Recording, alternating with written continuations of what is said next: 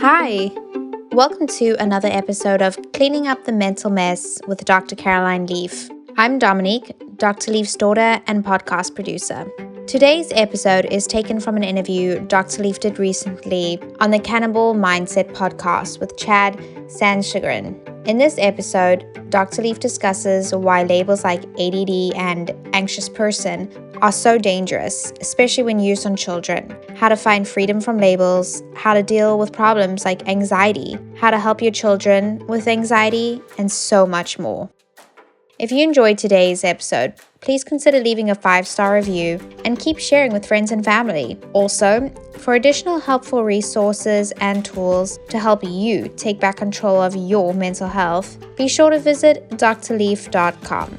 Now, on to today's episode.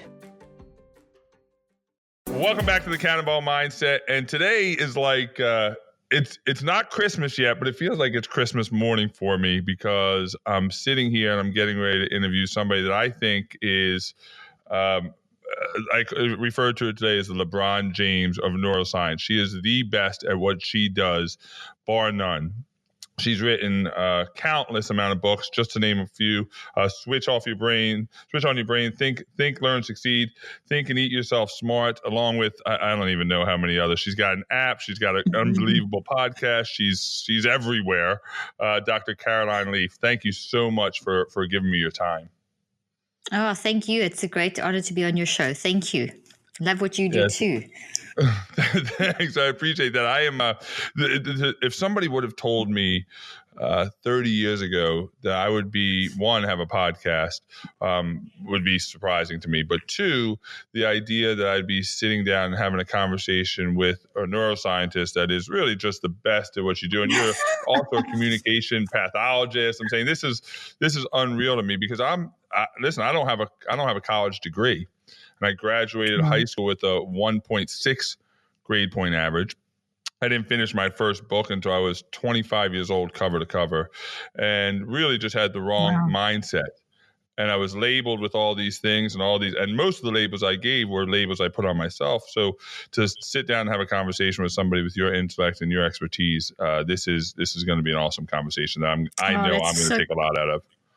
Well, that's really sweet of you. Thank you so much. And I love the way that I love the name of your podcast, The Cannonball Mindset. That's really cool. Yeah. So everything is about mindset. And I want to be really, I only have you for a short amount of time. So I want to be really appreciative and respectful of your time, but I want to get right into it. And one of the things that I noticed, and I'm a father of twin 15-year-old daughters, is really that the power of your mindset in maybe how you're labeled now. I see labels happening a lot in schools. I see my kids coming home and it seems like every third friend they have, they say, well, Dad, she has ADHD or she has this, she has ADD. And these labels are flying out with our kids. What's your idea about labeling kids at such an early age and the impact it has going forward in the rest of their lives? Well, first of all, I love the question. It's an incredibly important question.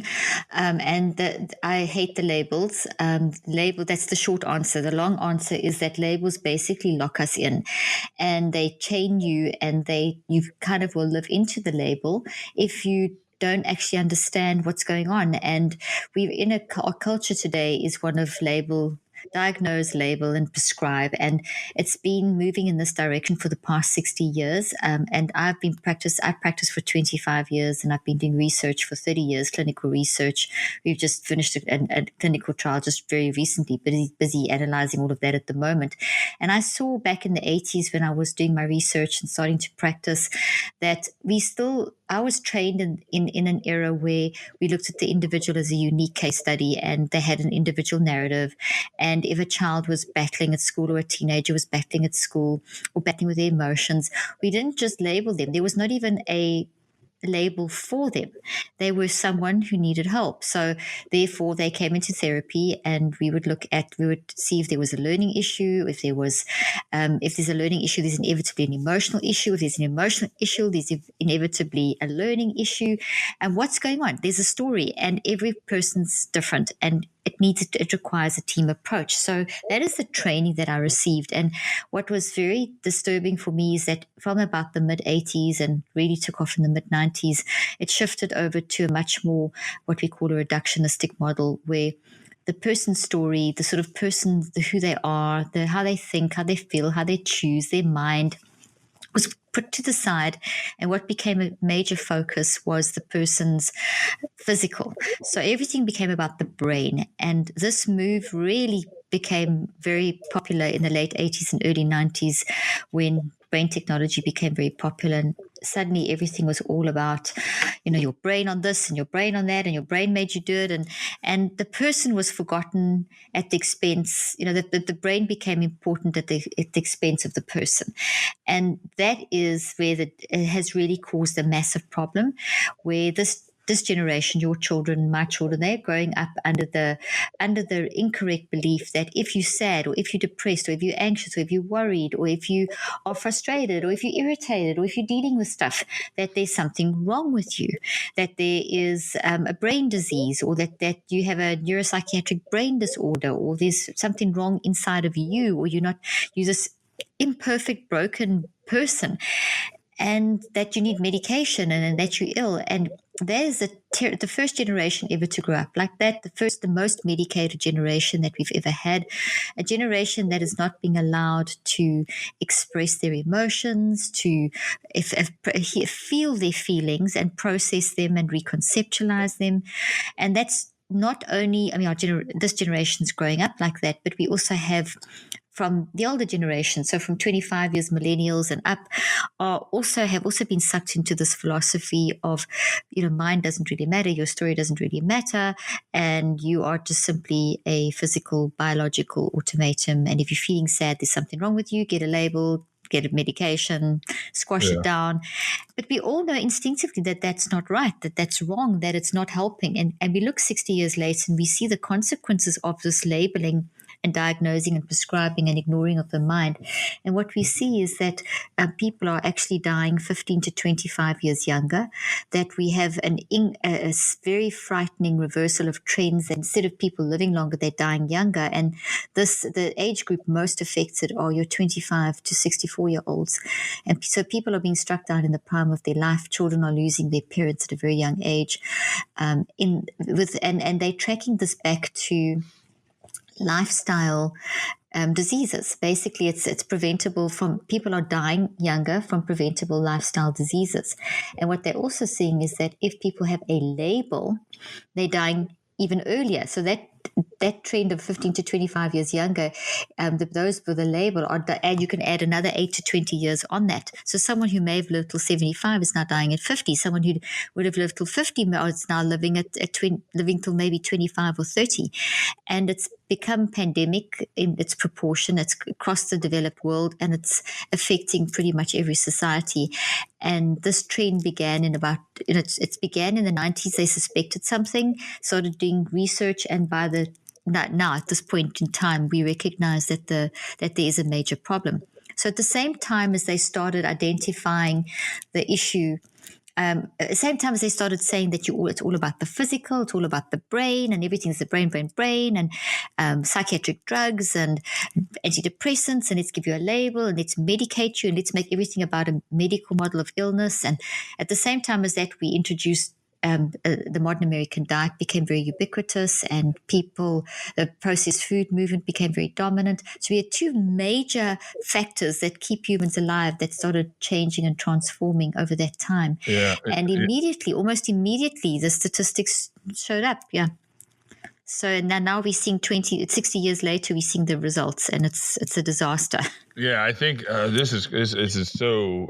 Listen, this is really important, because the idea that I get this label, I'm diagnosed with a label, and it is it becomes all you hear now, or I think what is so prevalent is mental health, and people associate health with a drug, right? If you have a mental health problem, there's an immediate cure, and we're in this cure-all, fix-all society where, well, if I have to be fixed, that must mean I'm broken.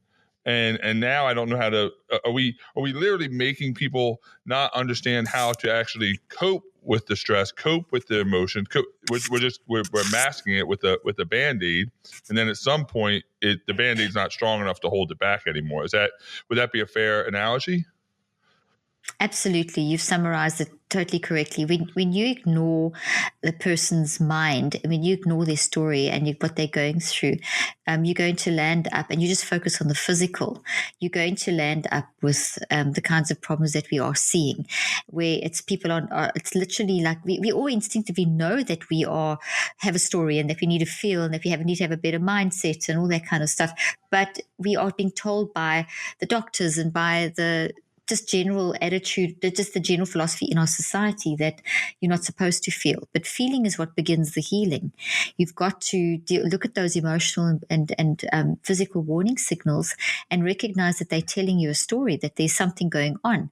We've got to give ourselves and our children permission to embrace that depression, embrace that anxiety, embrace those psychotic thoughts, embrace that irritation and frustration, the guilt, the shame, because all of those are emotional warning signals that are telling you that something is going on in your life, and it's part of the human condition. It's not something weird. You're being a human. We've got to stop medicalizing misery and pathologizing suffering and allow people to process. If you don't get it out, it goes into your brain as it's in your brain as this toxic thought. It goes into your body, and your body's going to explode. Yeah. You can't suppress the irritation. You can't constantly suppress those traumas that you've been through, the bad experiences, and just keep yourself busy and hope it'll go away. It's not going to go away.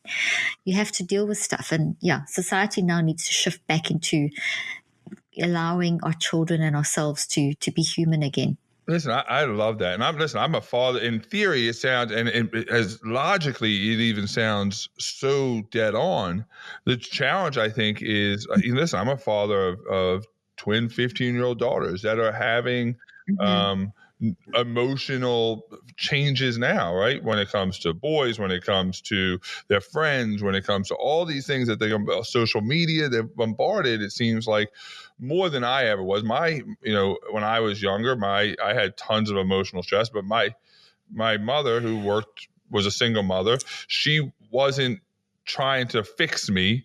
She was, all right, you got to work it out. Not in a rejective type of way, but more of a, hey, listen, I'm busy trying to support 3 kids and you got to work these emotions out. They're normal. But now as a father, I see my kids in some sort of emotional distress, and the immediate reaction I have as a parent is to want to fix it, want to soften it, want to lessen it. But that's really the wrong approach in that sense. Is it be there and support them and let them work through it, or is it to immediately try to solve it for them so they don't feel that pain?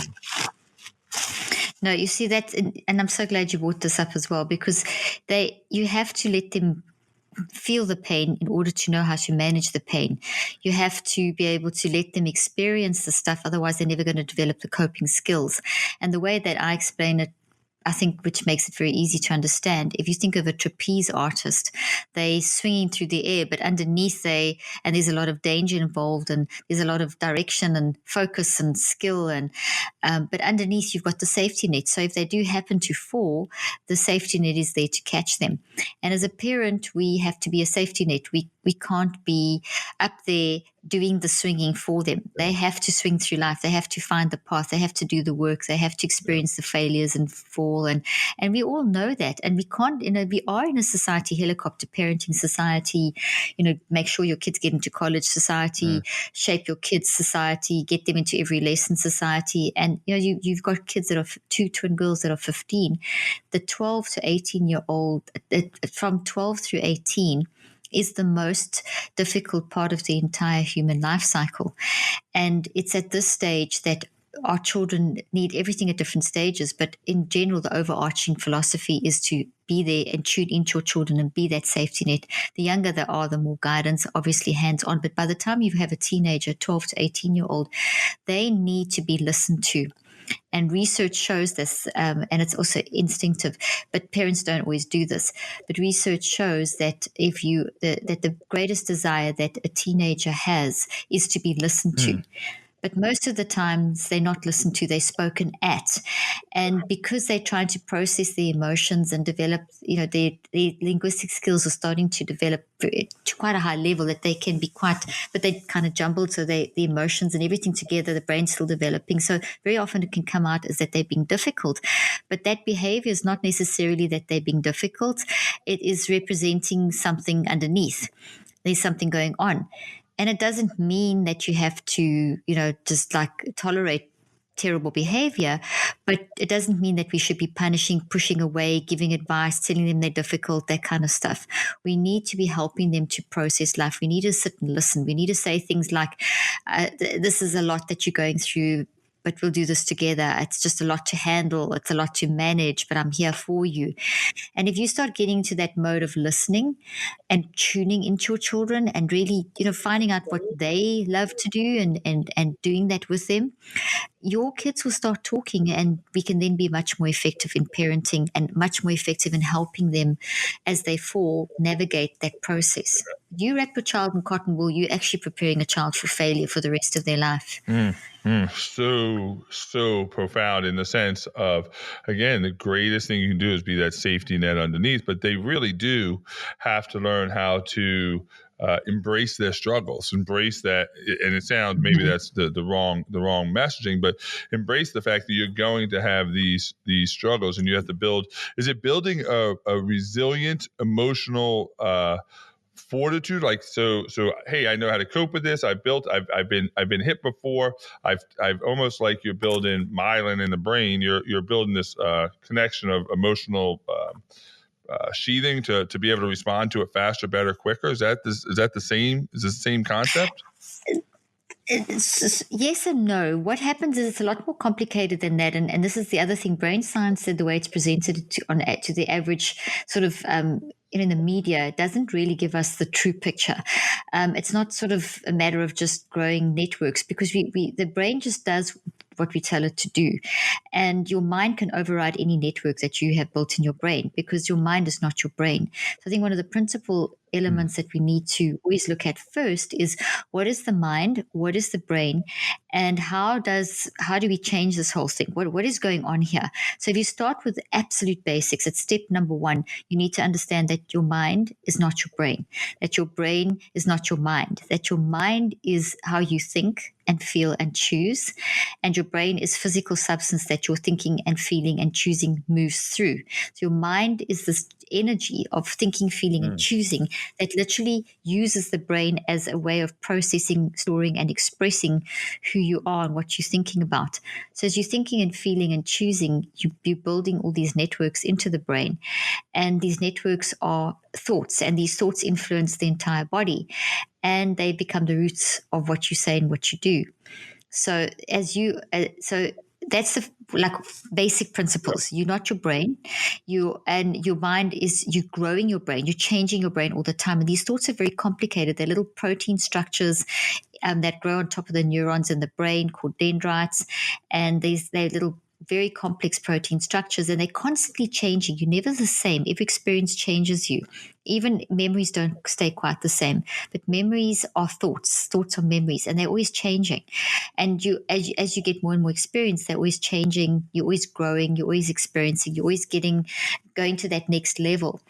And it's as you mature, and it's the rest of your life, you're going to be doing this.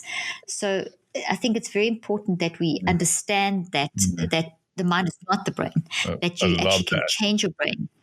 Yeah, which is really nice. So it's nice to know that if I have this way of thinking, if I'm saying something and I'm doing something, then I've spent time thinking about it. And if I've spent time thinking, and I've spent time feeling, if I've spent time feeling, I've spent time choosing. And that thinking and feeling and choosing has built structures in the brain, and those are thoughts. So and because of what we call neuroplasticity, neuro means brain and plastic means to change, you can change how your brain functions. So if you recognize that you're doing something and it's causing you discomfort, it's causing people around you discomfort, you can use that feedback to recognize, okay, well, this is a behavior that I have that I can change. That and in those and those behaviors are the result of the thoughts And the thoughts were built as a result of your thinking, feeling, and choosing. And the thoughts that you build contain information. So whatever you are thinking, feeling, and choosing about. So if it's a behavior you constantly getting bullied at school and that input's coming in and you're going to think and feel and choose about that, and you build up this thought in your brain that I'm not worthy, or I'm scared, or I'm useless, or those whatever it is, that because everyone's going to respond in their own unique way, but it's going to be something toxic because it's a toxic experience. So inside that thought tree, this protein thought tree, the physical, the emotional experience, the actual experience is built into a physical structure in the brain. And that physical structure contains the information of that bullying and the emotions of that bullying. So emotions are tied in with information inside the thought trees. And if it's a toxic thought, then it's toxic information and toxic emotions. If it's healthy thought, then it's healthy information and healthy emotions. So we basically then are expressing those thoughts in the words, in our actions and words and our emotions and so on. So we can look back at those and we can change those. They don't dictate who we are unless we keep them. If we just keep them, then that's how we'll carry on being. But if you're going to change, then you got to look at your behaviors, and you have the power inside of you, because with your mind, you built them. With your mind, you can change them. Okay. Well, all right. So this is so I got a ton of questions here, because this is really interesting. Yes, far away. And this, so if I have a toxic thought, right? I have a thought that I'm not adequate. So my growing up, my thought, I was raised by a single mother, didn't have a father. The toxic thought that I wasn't smart enough. We had no money. So that became a toxic thought. I was this victim toxic thought. This toxic thought in my mind filtered through my brain, which is really the engine that pushes out shares my thoughts, right? So I think it then goes through this brain. Does a toxic thought create a toxic brain? Does that make sense? Yes. Yes, it does, totally. So as you think and feel and choose, that's your mind, and that's 99% of who you are. So here you have this experience as a child where your mom was single, you didn't have much money, she couldn't really spend much time with you. Yeah. So you've got like a self-image issue, and there's whatever.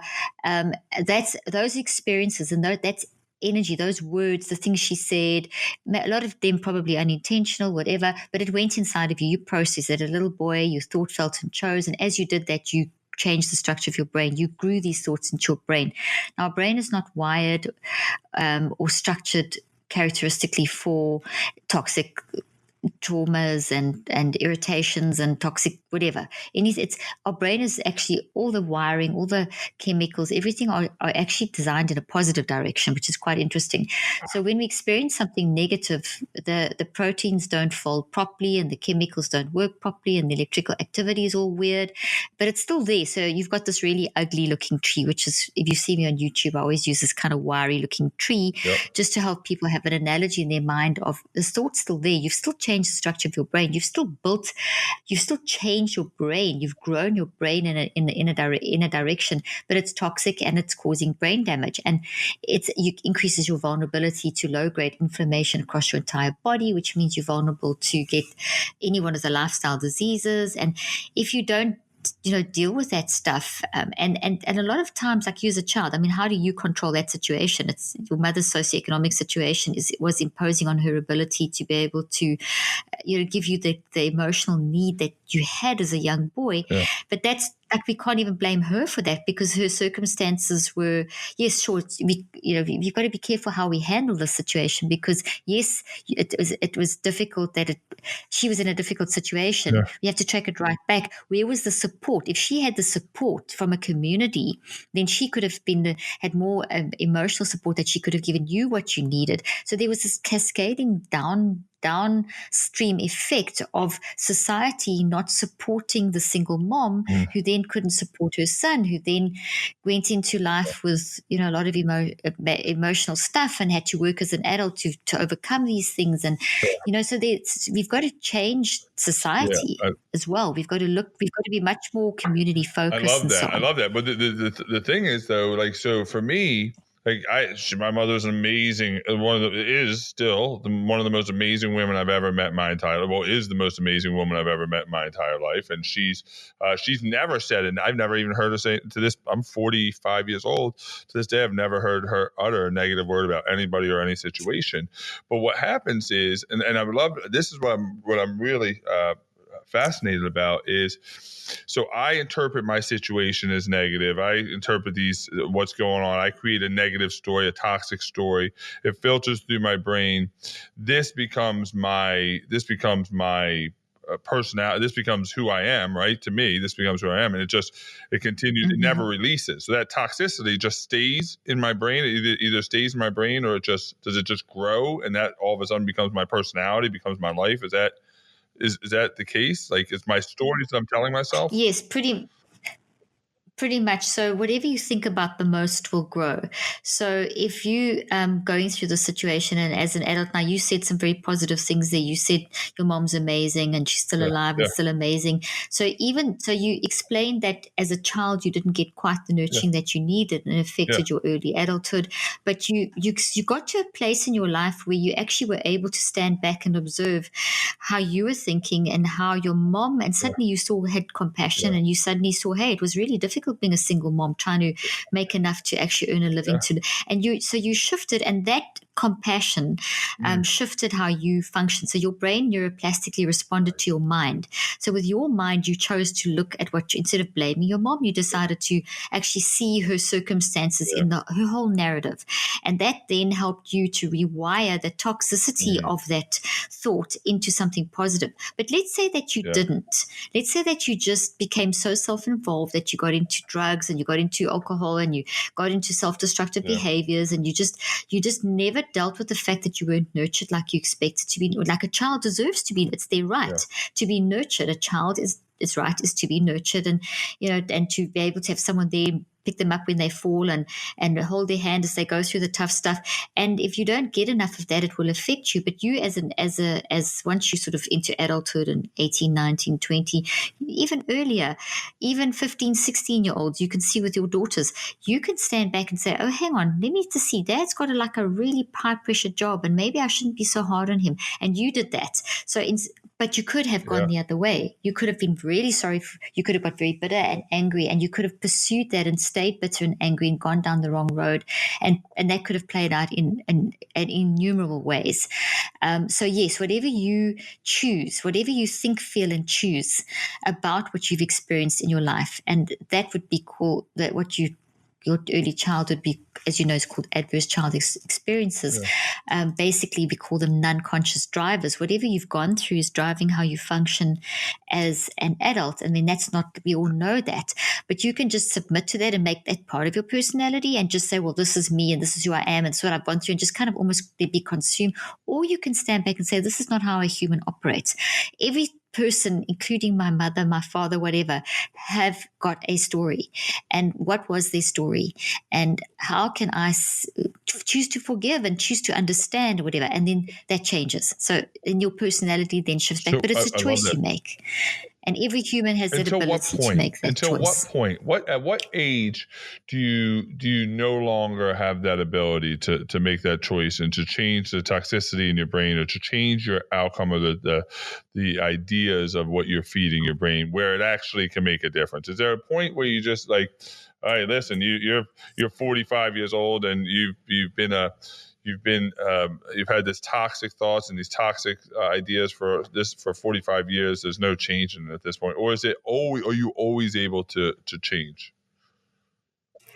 You're always able to change. Our minds are so powerful that, I mean, my oldest patient was a 78-year-old accountant who wanted to become, a pilot who wanted to become an accountant. And I mean, that's quite something at 78. He qualified at 84 as an accountant. I have people that are in their 80s and 90s that follow me on social media and that apply these principles and change.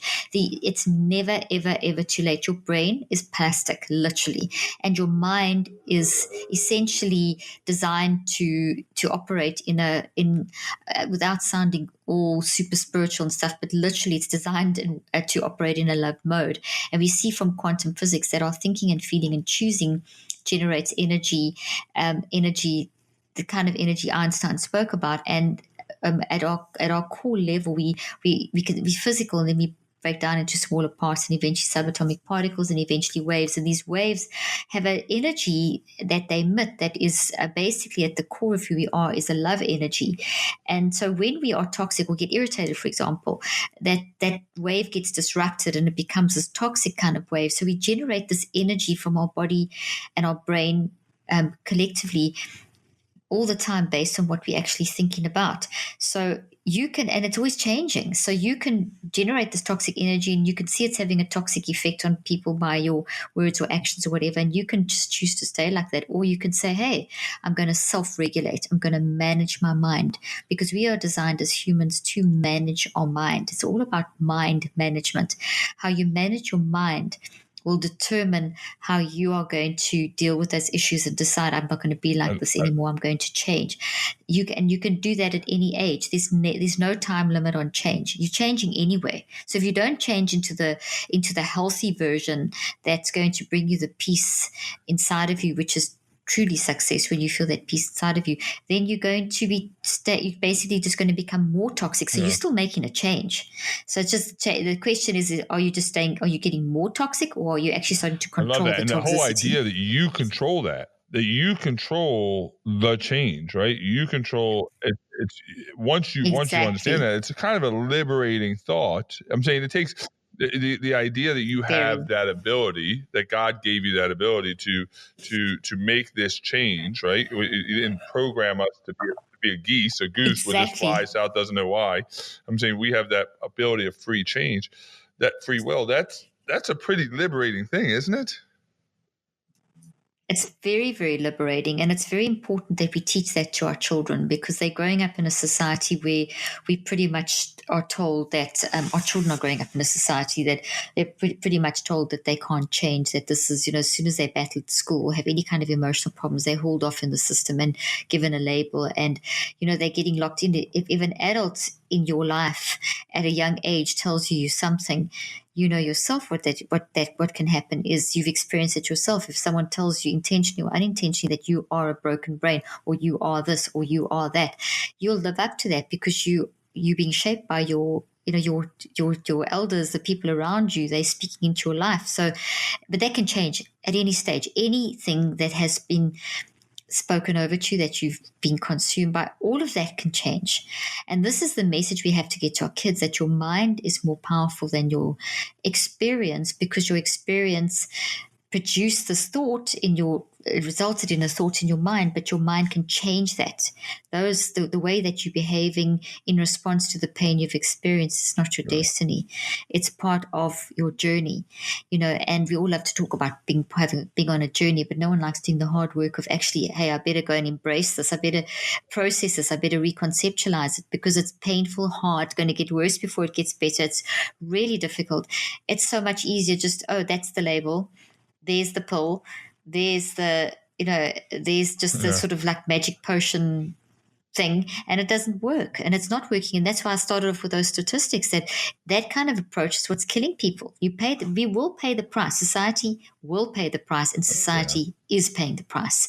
And our children are paying a terribly high price for this model that we have allowed to propagate, literally, for the last 60 years of labeling them and medicating them. Listen, I work with corporate companies every day, and I was just with one last week, and they have there's an assessment for everything. There's a personality test here, there's a disc there, there's this. I'm saying 10 million of them, right? And so I'm in this company, and outside of their office doors now, they have posted their personality assessment. It says, if you're going to walk into this person, deal with this person this way, right? Everybody has a different one, right?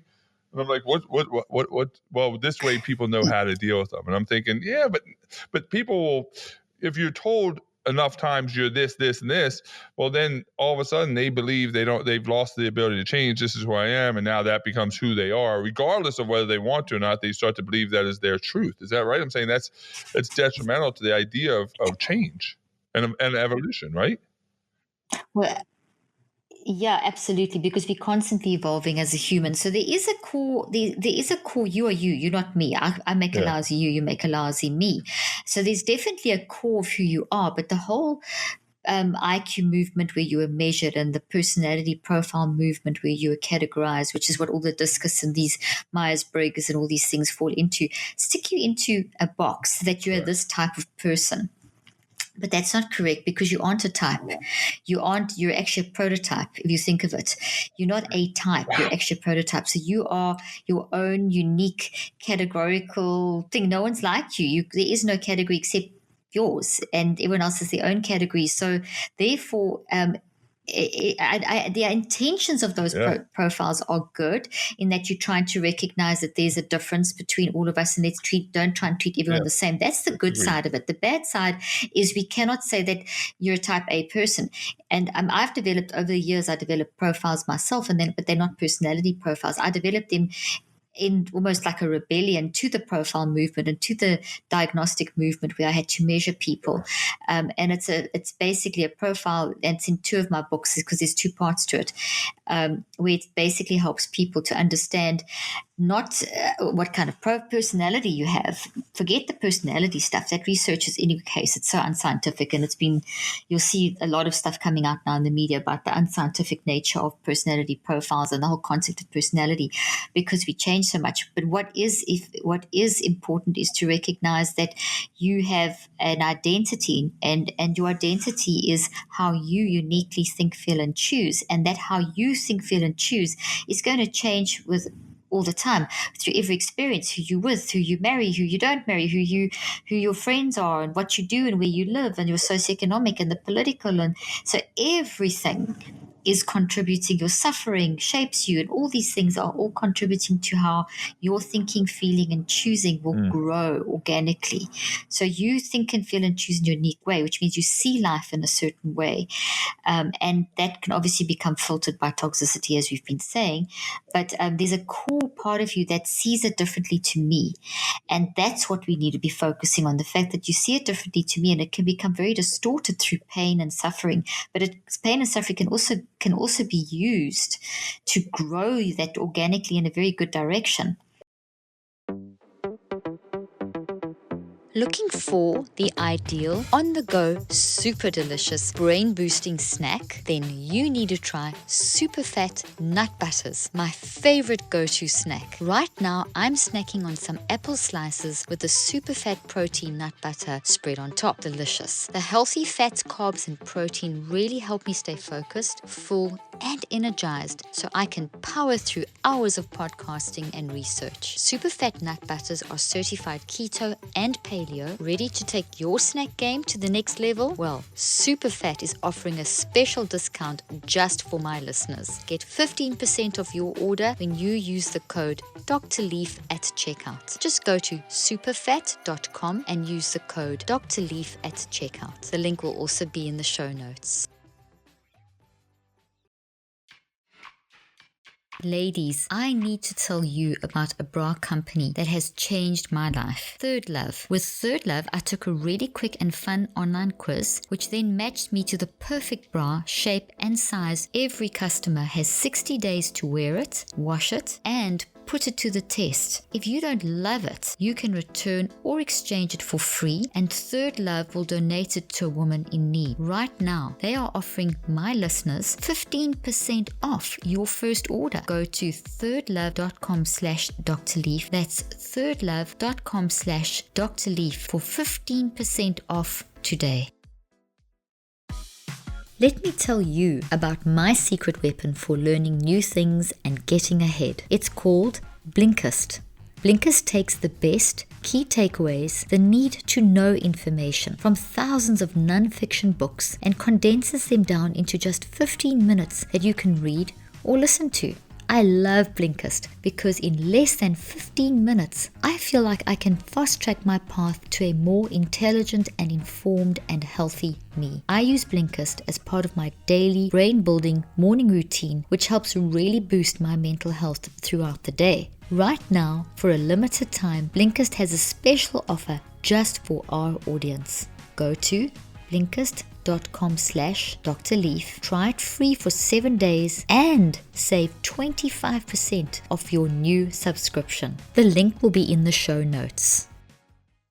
So to embrace that pain and suffering and that depression and look for the lessons and let it shape you, not be afraid of it. We mustn't be afraid of feeling, which we've become afraid of. The society, today's age, doesn't encourage us to feel. Only because the only reason why we're afraid to feel is because we feel, if I feel sad, if I feel upset, if I feel shame, if I feel, then I'm broken. That's it. I'm saying that it's the fear of what I'm going to be perceived as, or what story that's going to create in my head. Yeah. So your words, exactly. Now listen, look at that. The fear of how we perceive. So we've become so shaped by society and so shaped by what we think is normal that we're scared to be true to ourselves. So we've taken all authenticity away from the human experience. And because we're so busy trying to be the way that the world is shaping us, this is normal, that's normal. But it's not normal, because quite frankly, all of us are what is normal. Yale brought out a study quite recently last year where they show that there is no normal brain. Yet the whole of neuroscience is focused around, and billions of dollars are being poured into finding out what is a normal brain and what's going wrong in the brain that makes you have the illness of being sad, or the illness of having seasonal affective disorder, which is, it's just ridiculous, or having bipolar, as though it's some kind of brokenness in your brain. Meanwhile, those are simply a categorical description of a big word, an umbrella term for a whole bunch of stuff. What could make you feel depressed is not going to make, it's different for me, it's different for someone else. And everyone experiences depression and anxiety and gets affected by weather and it's normal. Some more than others. And so what we need, once again, as I said in the beginning, is that we need mind management. We need to be learning how to be more self-regulated. We need to be able to do mental autopsies. We need to be able to recognize the need for connecting with each other in community. This is really good. I want to move on, but really, one of the things I just want to go back to what you said, and this is how smart you are. You said it almost as a throwaway line, but I wrote it on my whiteboard. I have a whiteboard desk, and I literally wrote it in bold letters. You are not a type, you are a prototype. And really, I'm saying that's really it. I'm saying God didn't create us on an assembly line. He created us in an art studio, right? I'm saying everyone is different, and exactly. So that's really really powerful stuff right there. And so I want to kind of shift a little bit, because you mentioned it a little bit, and you talked about depression. And you brought up depression, that everybody feels depression at some point. The idea of depression, and maybe there's a thought. You wrote a great blog. I don't know if it was last year. I had read it, that talked about depression, and the idea that most people immediately, if they say, well, I have depression or I'm depressed, that there's a chemical imbalance, that it's a chemical effect first. Would that be an accurate statement? Is that what it is? If I'm depressed, does that mean that I have a chemical imbalance? Absolutely not. And it's very good that you brought this up, because it's a lot of misinformation. The chemical imbalance myth is actually, that's what it's called by even psychiatrists. Even the American Psychiatric Association and the head of the American Psychiatric Association has made that there's actually a written statement that the chemical imbalance is a myth. It's a great marketing tool that sells drugs. So basically, you've got a chemical imbalance, you need a drug, you need chemicals added to fix your chemical imbalance.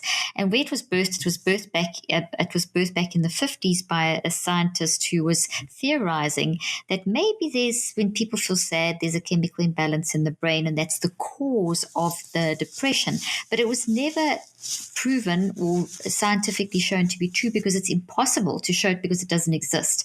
You can't measure for a chemical imbalance. There isn't a chemical imbalance formula that we can find through some sort of test and then say that that's what depression looks like.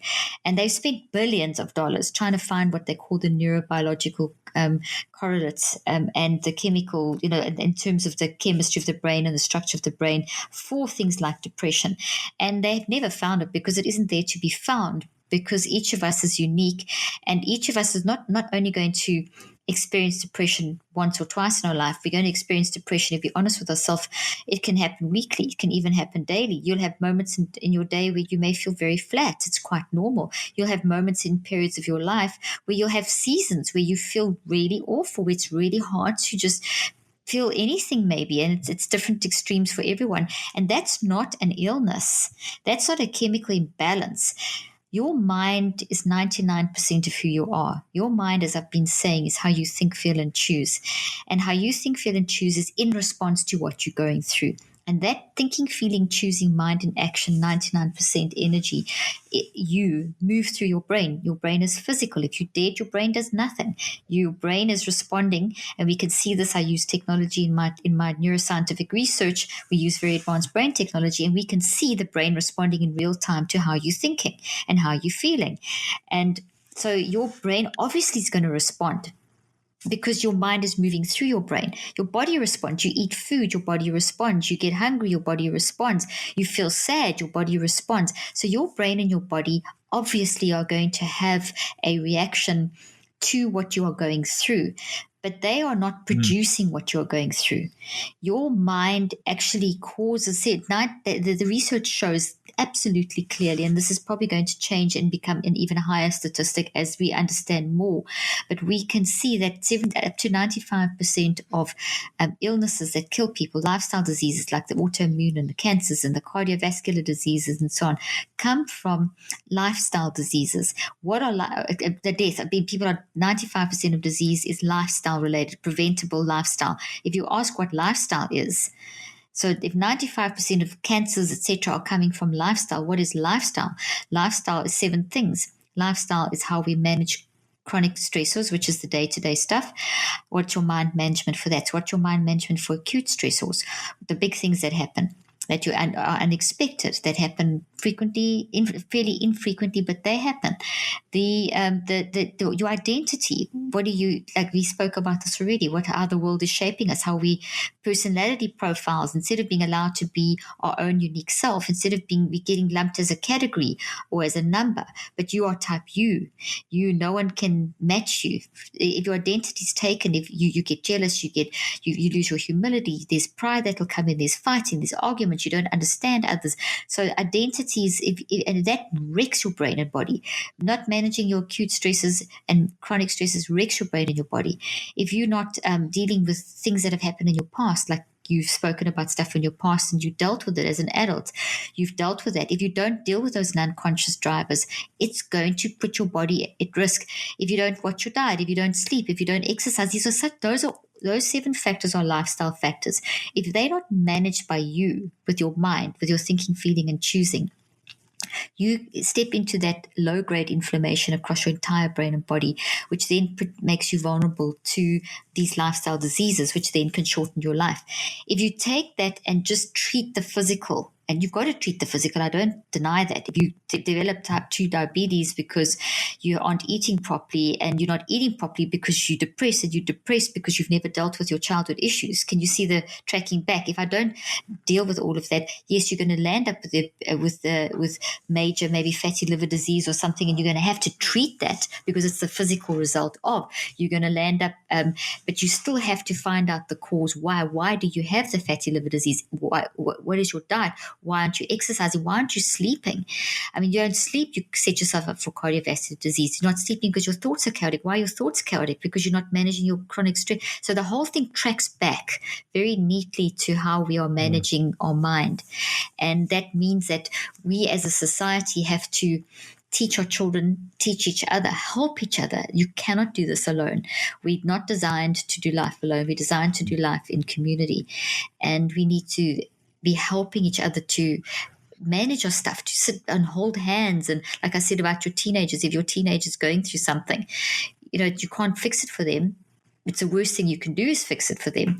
You want to fix it for them, but the best thing you can do is put the tightrope there, which is sit down next to them and say, this is a lot to manage, but I'm here with you. We'll do this together. That's the sort of thing that's going to be able to build that resilience in a person and help them to be able to move through life more effectively. So is it safe to say that then if I'm following this correctly, that I have the thought in my mind. I have this negative thought, this depressed thought, this sad thought, this whatever. That I have this thought in my mind. It cycles through my brain and then manifests itself in my body, in the body, and now not dealt with. It'll take on even more and will literally make me sick. So what started in my mind is actually going to manifest itself out, and then not dealt with correctly, not managed correctly, not released correctly through love or friendship or community or these things, then it's going to have a physical effect on me. It could physically cause me to be sick. It could physically, which only makes me think that I have some sort of chemical imbalance or something's wrong with me, as opposed to dealing with it in a better way. Exactly. That's exactly what happens. So the mind leads to the physical, and the physical becomes a warning signal that something's going on, and it's going to be different for everyone. Someone might get cardiovascular issues, someone might get cancer, someone might get this. Now, I'm not saying that if you think badly, you're going to get sick, but there's a 95% chance that if you don't manage your thinking, you will get sick. I mean, those are just the facts. Those are what we're seeing, and it's all preventable. And then if you get guilt and shame, that'll keep you even more stuck. So you need to guilt, shame, condemnation, labeling, drugs, whatever, none of those are going to cure the facts, cure what's going on. And obviously if your body's now feeling awful because you've pushed this weird sort of toxic wave of energy through your brain, it's upset your blood chemistry, it's upset your the energies that's required to drive the genomes, the correct genomic effect, which means that genetics have to switch on correctly and produce the right substances that you need for cell survival. If that's not happening, your body starts breaking down. So there's a response in your body that has to be addressed. So absolutely, you may find that your serotonin levels do drop off and your dopamine levels do drop off, and that you have an increase in homocysteine. And yes, we will see physical effects, but it's not a chemical imbalance that is now an illness. You have an illness of chemical imbalance, and therefore if I give you some chemicals, I can fix you and you're going to be all fine. Right. That's the philosophy. It hasn't worked. That's what's killing people. What it is that, okay, there is a result in your body, and what we need to do is deal with the symptoms, not through an antidepressant. That's not going to help. We're going to have to deal with the physical effects. So if there is cardiovascular issues, we need to now deal with the physical effect. We need to deal with the cardiovascular issue in whichever way. But we at the same time can't only address that, because there's a feedback system, because now you're broken or feeling awful, your heart, whatever, that can increase feelings of depression. You have a gut-brain axis. You've got this link between the brain and the gut, and what you're eating and what you affects your gut, again, affects your brain, and vice versa. So if that goes for your heart, every system of your body, every cell of your body. If you're feeling awful, it's really hard to feel happy. So you've got this feedback loop. So we have to address the physical, get the physical under control. But we've got to stop saying that you have clinical bipolar depression because you have a chemical imbalance. Yeah. That's not even science.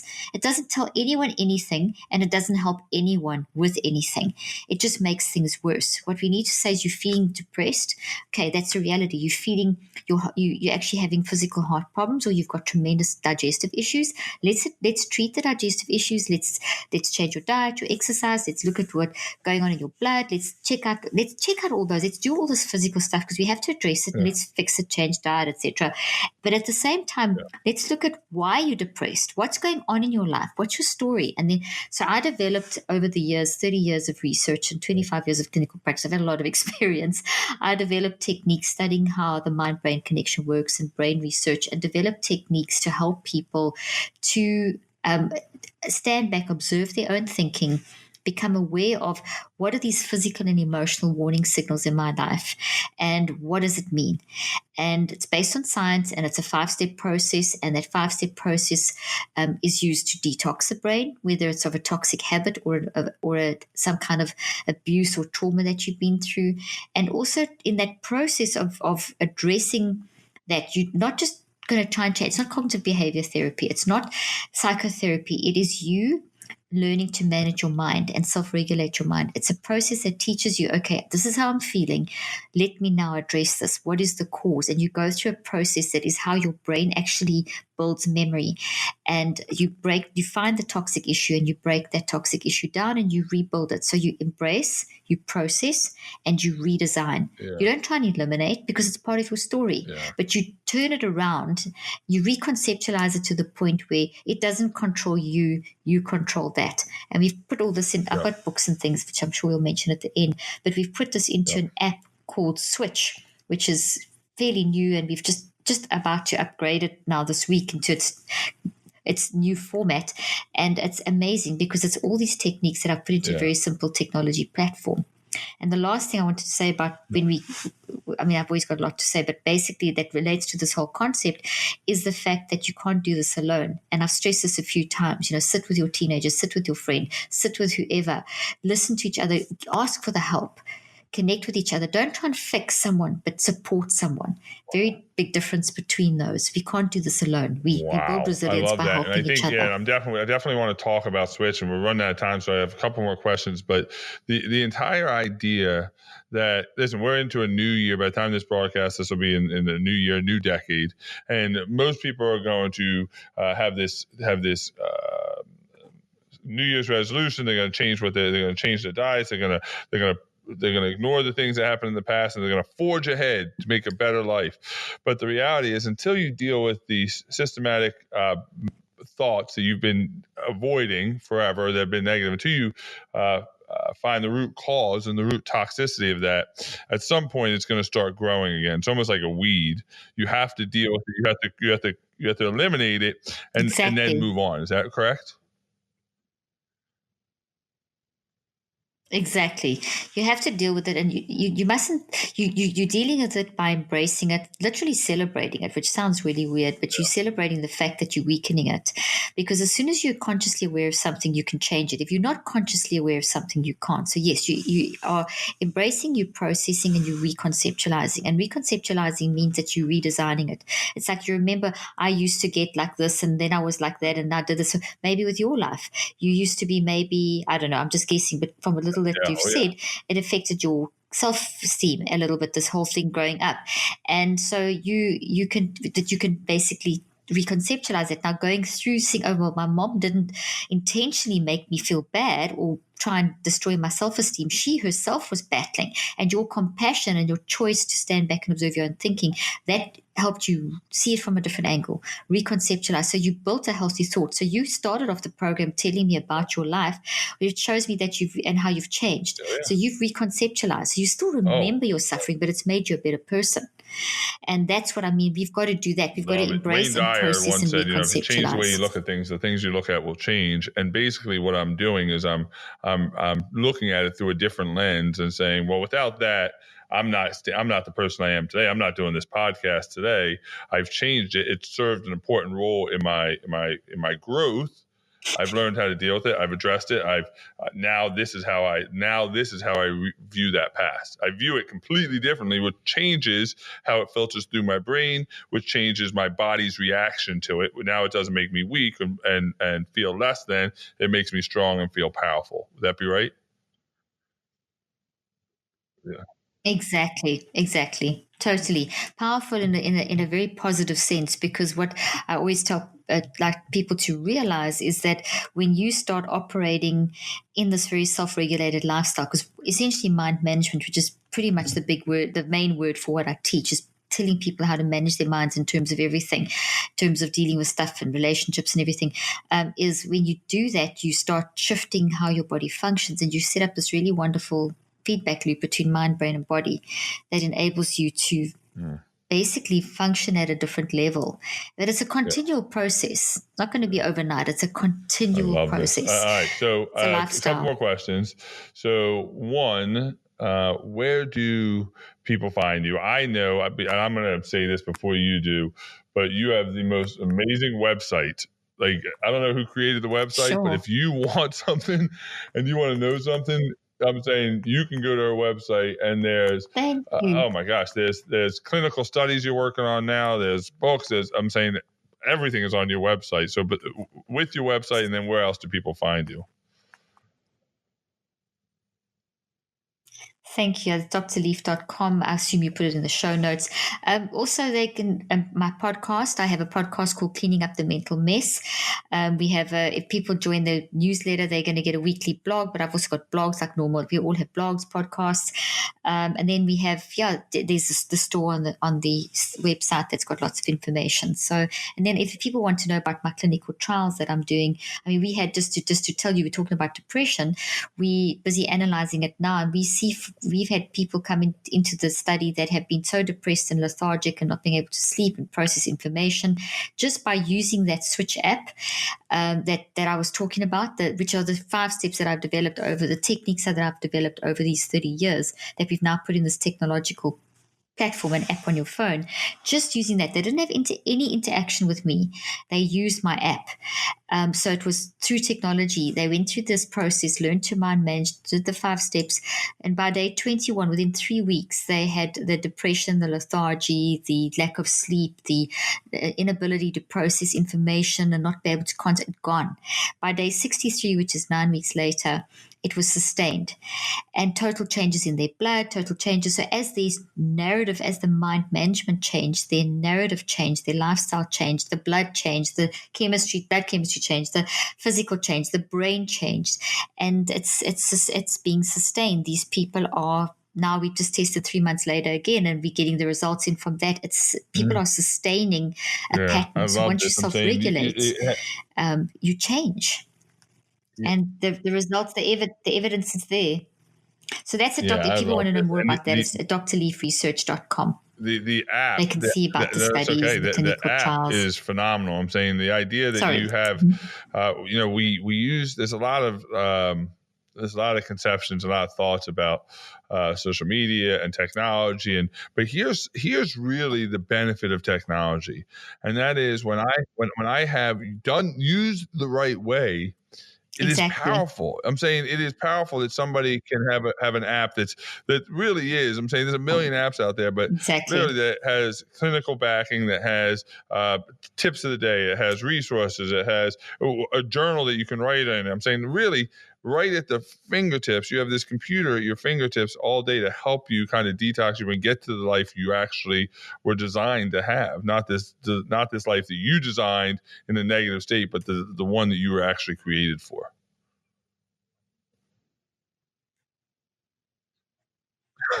Exactly. Well, you said that so well, better than I could have. If you haven't read any of her books, which she's got a million amazing ones, make sure you grab them.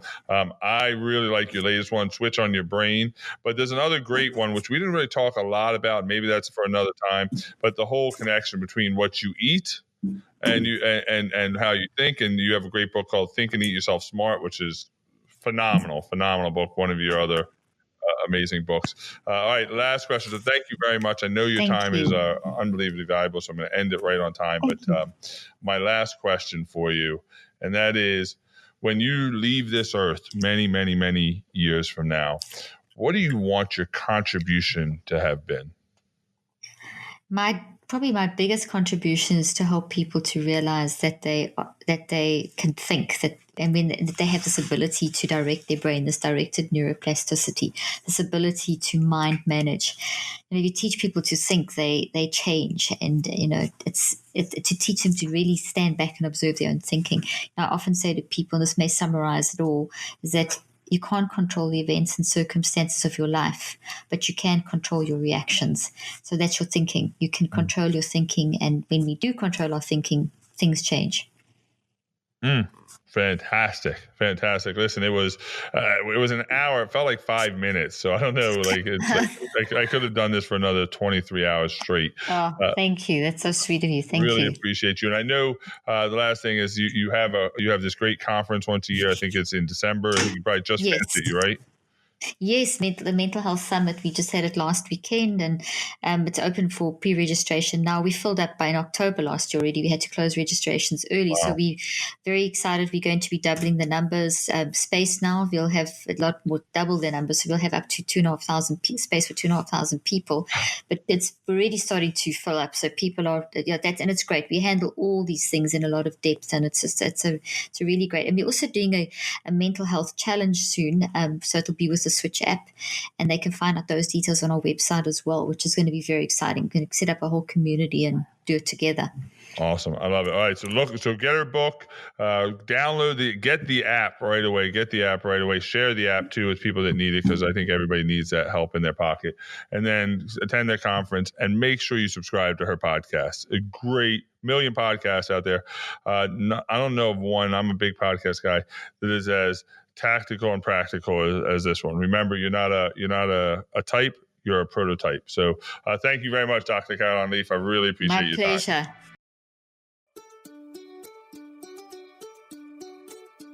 I hope you found today's podcast interesting and helpful. If you want more tips and help with managing anxiety, depression, and mental health, be sure to visit my website at drleaf.com and to sign up for my weekly newsletter, where I also include a schedule of my speaking events and so much more. And follow me on social media. I'm on Twitter, Facebook, and Instagram. Just look for Dr. Caroline Leaf. Also, I love seeing all your posts on social media about this podcast. I love seeing what resonates with you and what you've learned. So be sure to continue posting and tagging me and letting me know what you think and how these tips worked out for you. And don't forget, leave a review and keep spreading the word about this podcast. Thank you for joining me today. I really hope you learned something new and helpful. Till then, I'm Dr. Caroline Leaf.